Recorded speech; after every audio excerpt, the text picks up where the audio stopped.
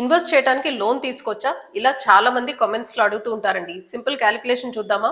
20 years క్రిందట అంటే 2006 లో అనుకోండి, ఒక 10 లాక్ రూపీస్ మీరు బ్యాంక్ నుంచి లోన్ తీసుకున్నారు అనుకుందాం, at the rate of 10% interest. అంటే మీరు మంత్లీ ఈఎంఐ ఎంత పే చేయాలి? అప్రాక్సిమేట్ గా 9,500 రూపీస్ పర్ మంత్ మీరు ఈఎంఐ పే చేయాలి. సో మీరు 20 ఇయర్స్ కంప్లీట్ అయినప్పటికీ బ్యాంక్ కి మీరు పే చేస్తున్న అమౌంట్ అప్రాక్సిమేట్ గా 23 లాక్ రూపీస్ ఉంటుంది.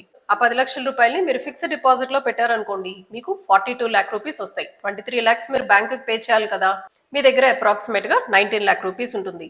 అదే సెన్సెక్స్ లో ఇన్వెస్ట్ చేశారనుకోండి, మీకు అప్రాక్సిమేట్ గా 80 లాక్ రూపీస్ వచ్చి ఉంటుంది లాస్ట్ 20 ఇయర్స్ లో. 23 లాక్ రూపీస్ మీరు ఎలాగో బ్యాంకుకి పే చేస్తారు. So balance is around 58 lakh rupees అవుతుంది.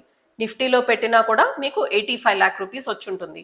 సిల్వర్ లో ఇన్వెస్ట్ చేస్తే లాస్ట్ 20 ఇయర్స్ లో అప్రాక్సిమేట్ గా మీకు 1.5 క్రోర్ రూపీస్ వచ్చి ఉంటుంది. అలానే గోల్డ్ లో ఇన్వెస్ట్ చేస్తే మీ 10 లక్షల రూపాయలు 1,75,00,000 అయి ఉంటుంది. సో ఈ క్యాలిక్యులేషన్ చూస్తే మనకి ఏమనిపిస్తుంది? లోన్ తీసుకుని ఇన్వెస్ట్మెంట్స్ చేసుకోవచ్చు కదా అని అనిపిస్తుందా? కాదండి.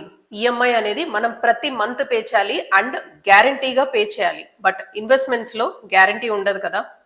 సో ఇన్ మై ఒపీనియన్, మన దగ్గర డబ్బు ఉంటే ఇన్వెస్ట్ చేస్తే మంచి రిటర్న్స్ వస్తాయి. లోన్స్ తీసుకుని ఇన్వెస్ట్ చేయడం మంచి పద్ధతి కాదు.